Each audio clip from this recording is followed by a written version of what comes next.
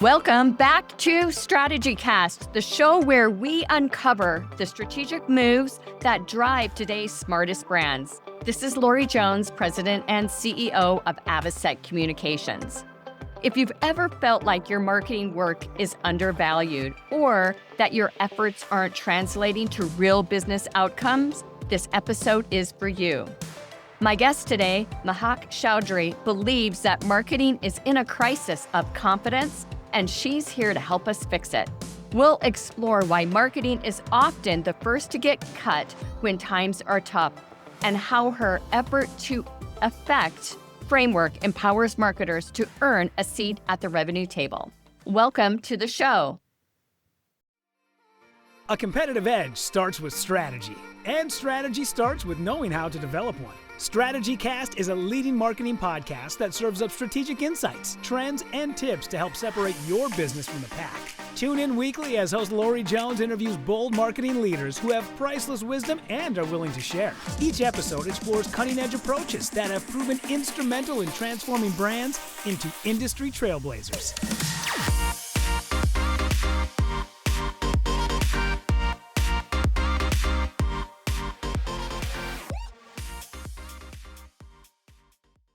Thank you so much for having me. I'm really looking forward to speaking with you and to actually just talking a lot about the way marketing is today.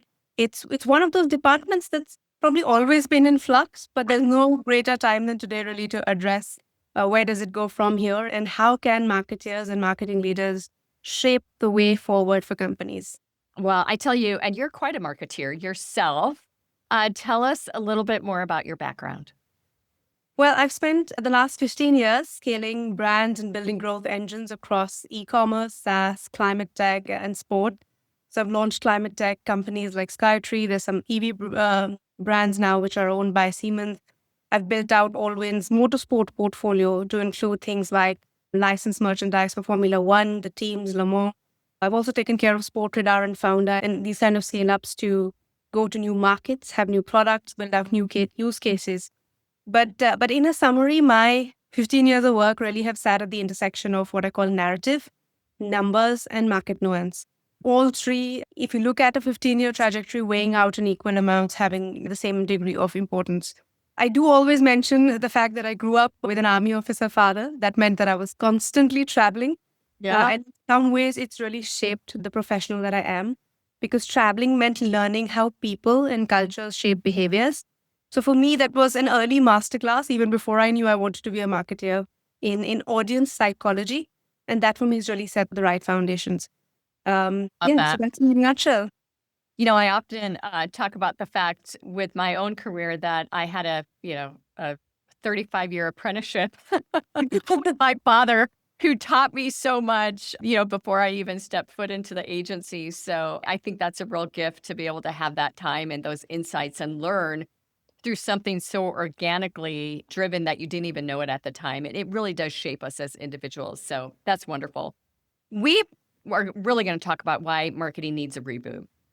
And one of the elements that I think marketers and marketeers have felt for a very, very long time, at some level, we're always in crisis. We're always trying to prove ourselves. We're always trying to lift a needle, that may not be able to be lifted due to product, funding issues, whatever it might be. When there is a crisis like a COVID or a recession, the first thing to get cut is marketing, bottom line.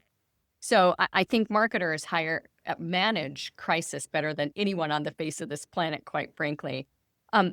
What do you mean by the fact that you believe marketing is in a crisis?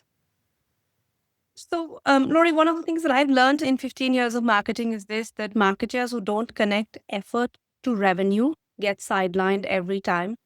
And off late, or at least in the last few decades, there is a very strong orientation among marketers or marketing leaders towards two things. One, to be a service function, which means you're looking at what channels you own, what do you do as tasks, and the other to be strategic storytellers. And I think somewhere in that process, while those are very important functions, along with audience psychology and market nuance, I think somewhere we've gone away from being a strategic growth driver.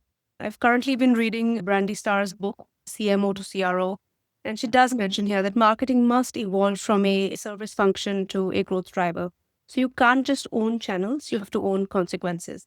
And that's where there is today a palpable gap between what marketing is delivering and what is the expectation from a company. And do you think that knowledge gap is the reason why marketing is the first component to get cut in any, I would say 95% of the time when there are issues that are arising, either that we've got no control over, like a recession, or is it just, the black eye? Again, it's a bit of the mindset. So today, CEOs are expecting CMOs to deliver demand, acquisition, and growth. I think to a few years ago, or maybe a few decades ago, it was, customer experience and brand building came above those. Today, there's a very clear expectation of demand, acquisition, and growth. I was recently talking to a CEO friend in the US, and he's hiring a chief growth officer. And I casually asked him on LinkedIn, why not a CMO?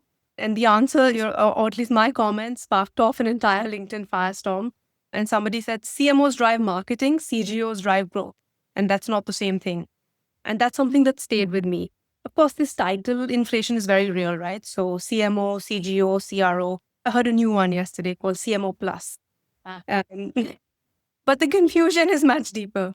Maybe as an example, I was with Skytree for 2 years doing a fractional stint, and I was in a growth leadership role.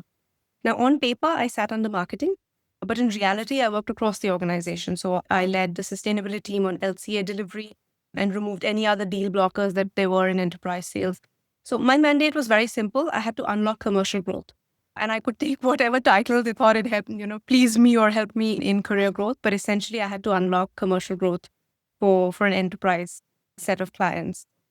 In other companies, the CGO is like a chief of staff. They're helping with growth mechanisms, operations, strategy, etc. So we can keep talking about titles, but it's really not the titles that matters. It's about whether marketing is set up to own outcomes, especially commercial ones. Yeah. I think what's interesting here is why an organization would not look at a CMO as a growth lever. To that point, that it's become a bit of a strategic storyteller versus really taking control of the whole process. So when I get into an organization, or even before I get into an organization, I have a very frank chat with commercial and with leadership to say, I'm going to co-own the pipeline.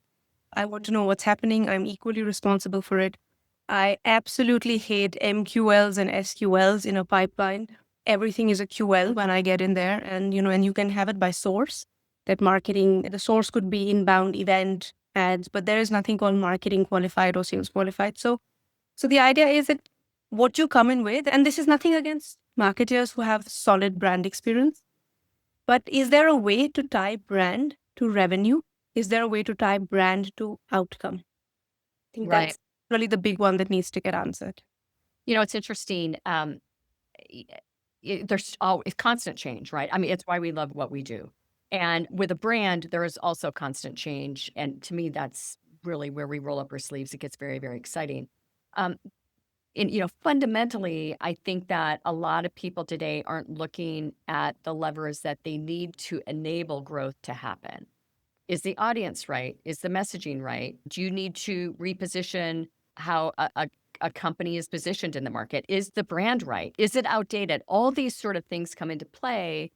And I think in order to set CROs, CSOs, CMOs up for success, that's where marketing really, the underpin of that are the fundamentals of assessing the house and making sure that it's set up to succeed. Absolutely. I find sometimes that marketing is split between what I call brand theater. So there's that aspect of it. There's sales support, which is becoming a siloed bucket. And there's something called performance funnel vision, or I like to call it tunnel vision. And these departments are all speaking different languages. And that's the issue there. So one is working on this top funnel sparkle. The other is buried in dashboard. The third one is making decks for sales. And it has to be understood that these are various touch points in a single revenue journey. So for me, if they're broken, the pipeline is broken. And when I speak with a lot of scale-ups, for instance, they're shocked that these could be brought together into one single motion. Yeah. It's interesting. I think, if you take a look at an enterprise brand like a Taco Bell, who was known for cheap Mexican food. And ultimately they rebooted themselves to become a, youth lifestyle brand who, PS serves Mexican food. When you're in an enterprise situation, I think it's almost easier to assess, where things may not be going right and what you might do to, twist the narrative, reposition, rebrand, whatever it might be. In early stage businesses, if we're deploying the strategic, brand strategy correctly, and we're assessing everything that I just mentioned, it's one thing to set the team up for success. But a lot of organizations just say, this is the brand, this is where we're going, without really taking a look at the competitive set and truly what is something very unique for them. Talk to us about the importance of really aligning an internal team, especially a lot of them very engineering, chemist, physicist driven, on how you can shift the narrative internally regarding the importance of how marketing can create the revenue stream they're looking for. I would take even one step back. I've now been speaking with a lot of companies. I've just come off attending a very large conference last week. And then my understanding is that a simple go-to-market framework has not been either drafted or revisited by any company of any size. I spoke with startups. I spoke with companies that think they're scale-ups, but they're much larger. You almost would put them into enterprise buckets. And they've never done or never revisited a go-to-market. They've never felt the need for it. And when I say a go-to-market, because a lot of them say we're already in the market, we don't need to revisit our go-to-market. But the questions are very basic. What is your total addressable market? What is your currently serviceable market? So who are you currently speaking with? Are they in different regions? What is the localization that's required? The need, the competition, the price point. So what is the willingness to pay? And based on willingness to pay, where are you pricing yourself, above or below? So this set has to be asked at the point at which you go to market. But this is a set you need to ask yourself every 6 months. At some point, maybe 10 years ago, I would have said, check on it annually. But this is a 6-monthly exercise that a lot of companies have just not done not done in the last 3, 4, 5 years. Yeah, I think that, and then that really allows you to test and scale from there to figure out what the journey is going to look like and how you can impact growth. In those situations, if you're establishing a budget and you're in an early stage company, what % of the budget do you feel should be allocated to truly testing and trying things versus something that might be more mainstream from a messaging standpoint? So with a startup, the nice thing is that there is no precedent, there is no benchmark. So you're going to test and Just try money. Sometimes there's a little bit of money, but the fact is you're very flexible. Even with what I consider a scale up, that's still very early stage, is probably in the 1 odd million annual revenue mark. It's still a lot of ease to test things, to see what's working. It's when you get to much larger organizations where you already have some things that are working. And I think it's super important to revisit and understand that. I just finished a fractional CMO stint with a company called Candle Shack, based out of Scotland, and they're a B2B e-commerce company, generating a sizable revenue per year. And one of the things we did there was to really get into this exercise of understanding who is our customer.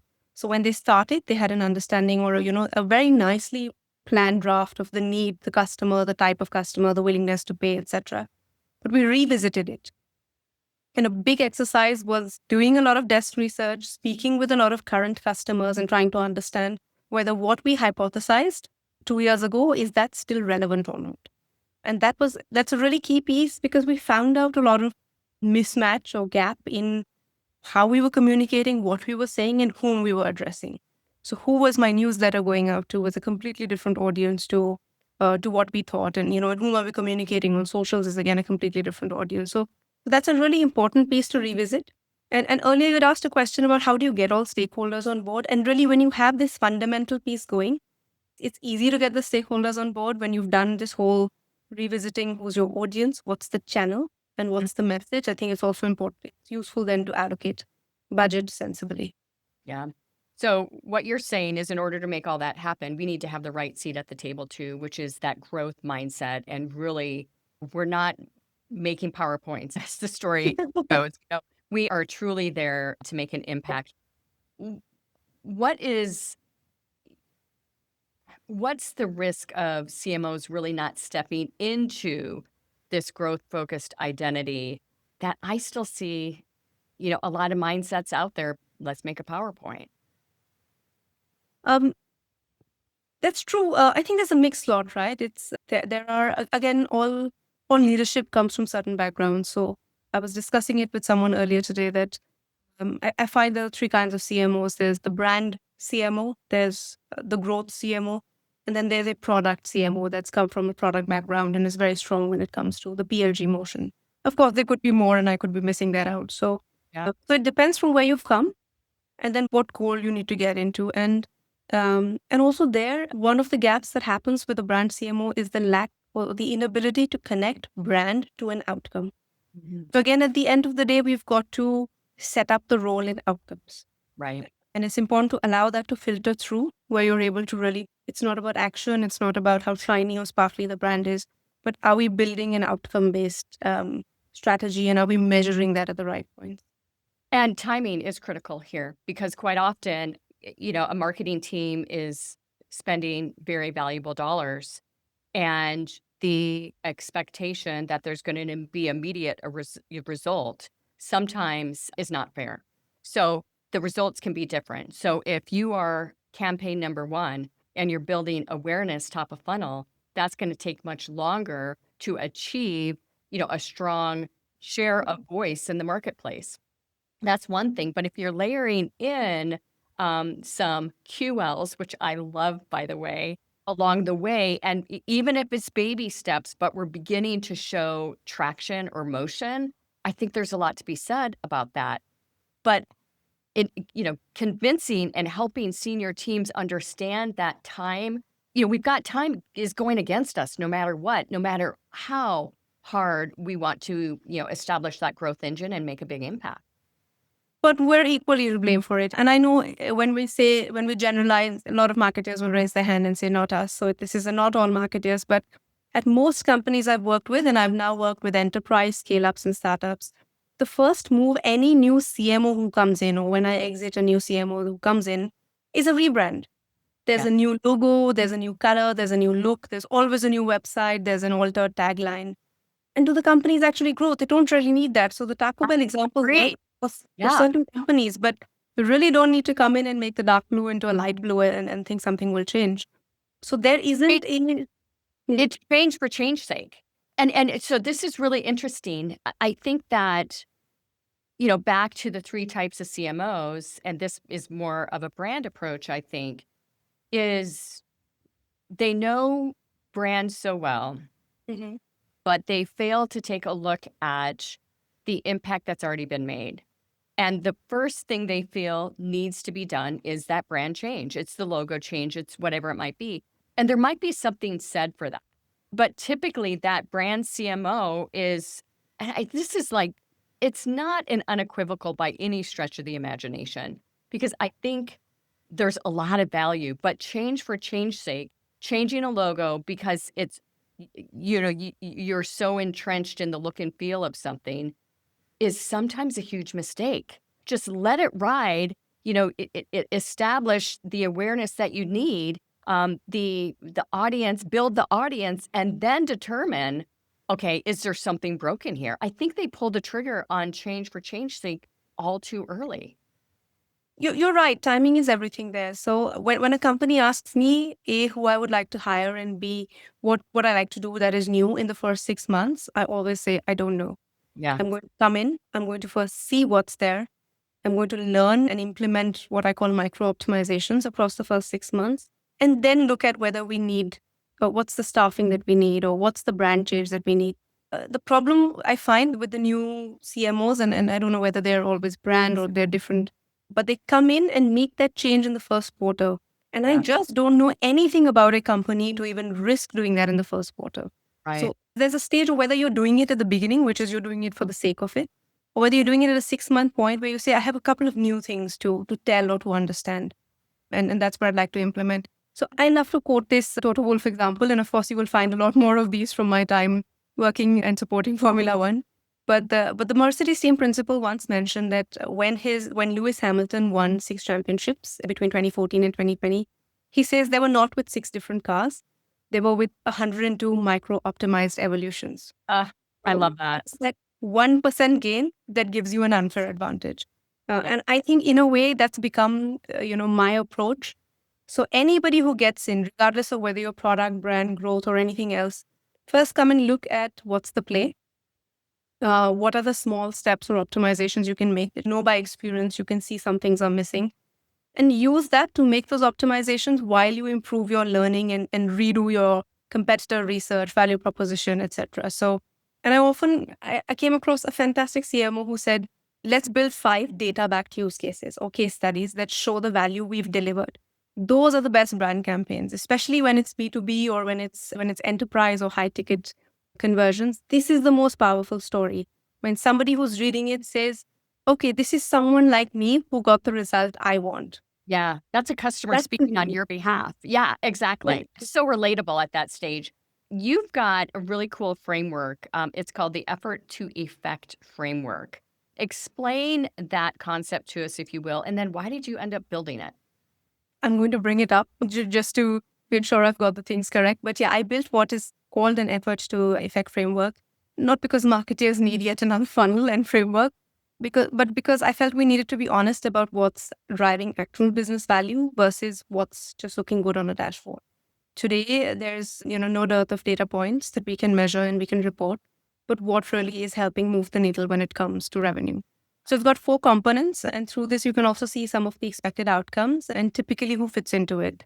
So Laura, stop me at any point if you'd like to ask something. Otherwise, I'm going to ramble through the 4 Yeah, pieces. we're going to talk through each stage, which is visibility, engagement, conversion readiness, and revenue. Absolutely. Let's start with visibility. The easiest one. Are we even showing up? Are we visible to the right audience? Do we have enough momentum? If you were to think of marketing as a flywheel, does it have enough momentum? And the goal type, it's your standard impression game, brand awareness, social reach, event mentions, all the stuff that we know of. Yeah. Call it top of the funnel. I sometimes call it T-TOEFL, so the top of the funnel. What I think is difficult with visibility is it's so hard to, like, the numbers are there, but and we can take a look at engagement as a piece of that. We can take a look at all these things, but is it enough to move the needle? Is the share of voice out there enough to really to get us to where we need to go? Or are we just going to throw more impressions at everything constantly in order to create that lift? It's a very, very difficult, and it's a difficult conversation to have with people that may not understand marketing really well, but it's still difficult within the marketing realm as well. Really determining what that magic number is of impressions to be able to impact further down the funnel. So we've done a hypothesis there. First, one of the things with visibility or with reach is what I do is I normalize the numbers from an event and from PR. So with PR, we divide it by 100, if not 1,000. So you've normalized the number to what's very real and not what the media outlets are claiming that their reach and readership is. And also with events that are large scale, so you have 10,000, 12,000 people, we tend to normalize it by 10 or by 100. So you've now got a very rational set of reach. And again, we're not building dashboards. We're building a clear view on what's the outcome. So from business value perspective, there's a strong normalization. The comms or the PR manager hates it. But really, this is where they're coming into play. This is where PR, social content, tofu marketing are there. Where the is that visibility means nothing without traction. So the effort to effect framework, as we discussed, has visibility, engagement, and does that then lead to a conversion readiness? So is that leading to the qualified leads? And there is a moment in the organization when you will find those numbers are balanced. And then you have to do nothing but maintain that balance. So let's stay on engagement for a minute here. It's one of the data points with engagement, of course, is, how someone is interacting, with the brand. And there's a lot of different ways, whether it be through social media, through downloading, through a like, through a comment, that we can measure that. Or at least feel good about it, right? Measurement can still be kind of difficult there. What is the best practice, beyond the rudimentary approaches that we all know of, to really take a look at engagement and know that something's pulling? I play with the markets, to be honest. Yeah. So as long as you've got your reach channels, you're measuring the same channels for engagement. Anything over and above that came by luck, and we don't count luck. Yeah. So if an activity for reach was intentional, then we measure the engagement and intentional activity got. If it was just some, CEO who woke up one morning and decided to talk about our organization because he felt like it, it's great, but that's not necessarily getting measured because it was not an intentional activity. It's a great boost, but and maybe if it results in a lot of leads, you say, okay, I'm going to try and integrate this into a strategy. But at that moment, it's not counting. Yeah. I love that. That went incorrectly. And I think a lot of people would throw those numbers in because, they do end up, you've got a little bit of a unicorn or a spike there. But is it really affecting the revenue growth engine? Probably not. Yeah. And look, if the engagement is high, including all your Meta and LinkedIn likes, that's fine, right? As long as all of that leads to being a lead magnet. Yeah. So when you measure engagement, and engagement is a percentage of reach, let's say that number's at 80%, and I don't think anyone's there, then you should be throwing in leads like anything. So if that lead magnet is not working, and really the ideal percentage is usually between 17 and 30% of reach, anything lower implies that your activities are inadequate. So comms, PR, top of the funnel needs to really get moving. And anything higher means that anything higher without a proportionate increase in leads or checkouts is also ineffective. It implies that initial visibility is inadequate as well. So we sometimes call it brand power, but that's really the bridge. It's not a point, but it's the bridge between engagement and conversion readiness. And the moment you find some synergy there and you can maintain that synergy, that's the power of the brand. So how do the numbers work here? So if we've got, our overall impressions, and we know that we want engagement to be a percentage of reach, and then conversion readiness to be a percentage of engagement, I mean, what is the best practice to look at there? I know you mentioned 80%, which we would all love if, that were the engagement rate. It's just not practical. But what are some good numbers there for us to think through? So for engagement, I would say between 17 and 30% of reach. I would be happy with that number. Yeah. With conversion readiness, this is where it gets very personalized for each company. You have to find your balance based on past precedent and then try and understand. Or you go as per target. So one of the things, and maybe we'll jump into it now before we finish all four, is that this effort to effect framework where we're going visibility, engagement, readiness, and revenue is actually done bottom. So you first start with what's the revenue that I want to achieve? How many leads does that equal to? And then you understand what does that mean in terms of engagement. So at what engagement level am I getting the leads that I need? And if engagement is somewhere in the 25% of reach, then what's the reach that I require? So in a way, you estimate it bottom up rather than top down. Yeah, I love that. I think it's an important point, and it makes sense. For companies that are doing this for the first time, though, what are some best practices for them? What are the numbers that they should be taking a look at? And, with the ranges, so we've got, impressions, then we've got the engagement rate of 17 to 30%.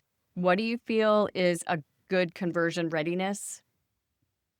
It really depends on the company. And conversion readiness is also a pre-lead situation. So this could be things like, are the people who are engaging with you, are they doing something? So it's great that they'll like your post.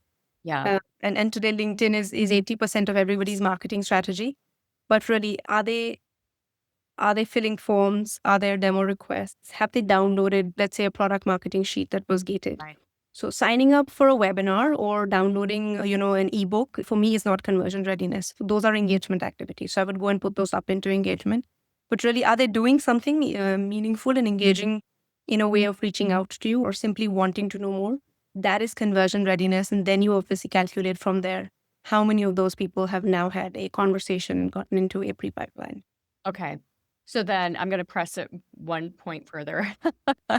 So we've established that conversion readiness may not have a KPI associated with it specifically. But then how we call it tsunami within the agency, our content approach, because there's so many different pieces that we need to push out, with the podcast, for instance, being at the center of it. We've got shorts, we've got videos, we've got audio, we've got posts, we've got all these different things. We've got a newsletter, we've got a LinkedIn newsletter. They all pull together.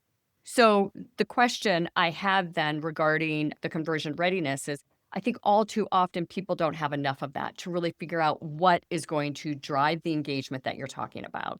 So is there a good rule of thumb for our audience today on just the sheer volume of approaches that you need within conversion readiness, different topics, different tactics, to really get people to move the needle? I guess it depends on whether they're already in the market. And of course, in your case, it's about listening to or watching the video. But again, are they already in the market? Is there a need? And are you then fulfilling that need? In which case, you probably require very few touch points and one indicator is enough. Or are you trying to create a market? So when you're trying to create a need or an urgency or a desire, then you probably need more actions, more trust building, which is what brings us back to what we said at the beginning, that I personally like to co-own a pipeline, so such that I can see who's come in through what channels, but also are we nurturing them adequately? What Right. actions or activities are we doing to build trust with them? You can't, especially in a B2B function, I often see sales sending emails saying, hi, have you had a decision? Hi, have you taken a look? Can't possibly be running that as a nurture cycle. So do you need another touch point? Do you need those case studies we were talking about, or those data-driven points where they can see themselves in somebody else's success story? Those pieces also start coming into play. And while that's not in the essential or in the initial framework, and for that we can build another framework, but this is a very broad way or a very early effort of mine just to allow people like PR managers and comms managers to understand how their actions affect outcomes, and B, for those from a brand background to just see, okay, this is really how we can run a very basic end-to-end show and understand how the numbers start to play. Yeah, I love it. It's really a great model, and having the right people in the right seats is very, very important component of that. How do you implement a program like this without overwhelming the operational side of it? Um, Very simple. We can do a few things. You can build a simple Excel sheet. And as much as I'm not an Excel sheet fan, but really you run a simple sample Excel, you pop in a few integrations if you're a lean team, so you can get data pulled in from analytics, uses API connection. It's really not all that complicated. You can do a DIY to get the sheet going. If you have a slightly larger function where there is a sales ops or a marketing ops person, they can build you a dashboard. Yeah. Even with a dashboard, I personally like to send the bottom line results to an Excel so that I don't see the noise. I can first just see the numbers and try and understand the patterns, and then go into looking channel by channel what's contributing. Laura, you can also make the PDF available so everyone can access it as well, and if they'd like to use it. Yeah, that's great. Thank you. So let's just talk about revenue very, very quickly here. Uh, the revenue goals sometimes can be really big. Like we want to increase revenue by 100 million over 5 years. How do you take a scenario like that and reverse engineer it so that you can determine what is the likelihood of achieving that goal, or how specifically we are going to achieve that goal to really be able to, impact and meet the goals that the C-suite is establishing? So because I normally come into a company at a scale up stage, I'm always given some of these crazy numbers. So we're at 2 million, we want to get to 25, or we're at 14, we want to get to 140. There's this fantastic growth plan that they want to get to. And one of the things I do, and it sometimes meets with a lot of strange looks, I wouldn't say opposition, but definitely strange looks, is I say you need to slow down to speed up. Yeah. You need to be far more intentional. So there is, of course, the whole feasibility assessment of whether we're going to get there or not. But at the same time, that's the moment where you need to at least spend 30% of your existing capacity and budget on just learning what's working. So back to the Mercedes micro optimizations, which 1% optimizations are going to give you a bigger advantage versus others. So you cannot scale pushing all channels. You have to scale being intentional with certain use cases, certain personas, and certain channels. So that's when you really, really narrow down. And that's my approach. Well, the product complexity and the deal size can really impact that too. And even, time to sale. So, if the decision-making process is 18 months to make a buying decision versus 6 months or 2, those really impact how you can break it down year over year over year. what advice do you have for our audience and how they can just look at that and become, the wise one in the room to be able to explain how this is going to work? You need to get your flowers pipe math going. So Yeah. you need basic addition, subtraction, multiplication, and division in order. I often tell people it's simple primary school math. And really, to your point, if you need 1 million in annual revenue and your product costs 30,000, it means you need 33 customers. And if you have 1 million in revenue at a 1,000 product, you need 1,000 plus potential people. So really, it's about understanding what's the volume that you require in the time frame. What are the actions that can bring it or cannot bring it? There's also a bit of a short-term win versus long-term win situation. I was recently counseling a young startup on the fact that you will target certain ICPs who are in the market and need your product now, but you will also start brand building and establishing a relationship with some people who are potentially longer funnel. So Right. partners or people who are ex-ICPs or people who are well networked. And with them, the sales cycle will not be the 3 months that it normally is. It could be 6 or 9 months. It also could be that because they need to introduce you to somebody, there's a whole timing ambiguity in place. But you need to have both going. You can't be living on the shortest win cycle. Yeah. I think it's, it's a mindset shift. And, marketing typically does not have mathematician, as a part of the title. But in order to have a seat at the table, really be respected and, reduce the churn that is happening in our field, we have to do this. We have to be accountable and we have to be able to show that we are impacting top line growth. It's There's simple, also, Lauren. yeah, It's really not that hard because don't set up performance dashboards for the sake of setting them up. Yes, if management would like to see 22 data points, please set them up and make a management dashboard.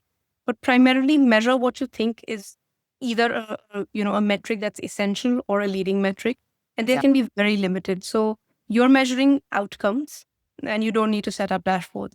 The other one is this is primary school math. So when a comms manager tells me they cannot math, it's unforgivable. It's very early. You each need to own their part if you've got a larger framework to fit in. So a PR manager does not need to look at qualified leads and revenue. They can, I would love it. But they can also do their own piece and understand how that piece fits into a bigger calculation or a bigger dashboard at play. So there's much more accountability when there's a little bit of math. What are some early warning signs in a situation like this where a team might be defaulting back to this, old marketing thought process versus the new way of really looking at some things? Um, I think marketers are still taught to define themselves by, creativity, storytelling, how someone's a fantastic narrator, how someone's done a fantastic piece of brand building. So I liked something that, again, I'm going to quote Brandy in her book because I'm enjoying reading it at the moment. But at some point, she mentions that marketing can no longer afford to be the arts and crafts department. I agree. Yeah. Yeah. And I think that is a really important litmus test when we as marketers are either, interviewing clients or you're interviewing for a job within a company is just really how that institution views marketing and really can you make a difference and can you impact? Back to the PowerPoint discussion I had earlier. It's important. Yeah, and we Um, need to be seen more than creators, right? The reason we uh, end up doing PowerPoints is because we're creative and we're fantastic storytellers. But we need to be seen as contributors to revenue and to value. And nothing against the PowerPoints, but there's enough AI to build that out. yeah, I love it. Before we wrap today, and I can't believe we're already at that time, I want to ask you the same closing question that we've asked every guest this year. We launched a Better At series this year to help marketers really sharpen their everyday skills that make a big difference. Things like listening, collaborating, prioritizing communication, changing your mindset to revenue, revenue growth engine, whatever it might be, looking at things differently. What's one thing that you've learned to be better at that's made a measurable difference in how you lead, work, or show up in your role?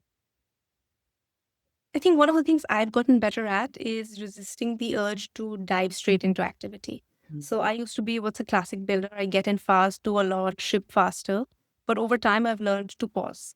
And a pause is not a wait or a break in sales, but it's to start quantifying. To the point we said, to go from 14 to 140 million in revenue, you don't need to rush. You need to be far more intentional with the outcome intended and then with the activities.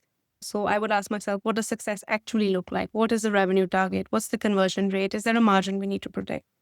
only once I've defined the outcomes do I move into action. So I've gone from an action first mindset to an outcome first mindset. I think this shift has transformed how I lead teams. It's also transformed how I structure campaigns. And while I put myself a bit more in the firing line because there's more accountability to a marketing leader, but I think I love the thrill of it all. So that's something I worked on improving and realigning. Well, you've done a great job on it. There's no doubt about that. What is the best way for our audience to get in contact with you? So reach out to me on LinkedIn. I'm happy to have a conversation. And let's see how I'd love to know other people's stories as well and see how I can help and impact them. Well, I tell you, you're impacting them by listening today as well. So I know that they are feeling great and they're going to reach out to you because those numbers can be a bit twisted in a lot of situations, and making sure that we're setting the stage for success with the realism behind them, I think is something very, very important. Yeah, for sure. Keeping ahead and keeping abreast with the times. Well, our time is up today. Thank you so much for your appearance on StrategyCast. Thank you. That's a wrap. Thanks for joining us on today's show. We hope your strategic brains are spinning with new ideas and bold inspiration that will elevate your strategies and marketing know-how.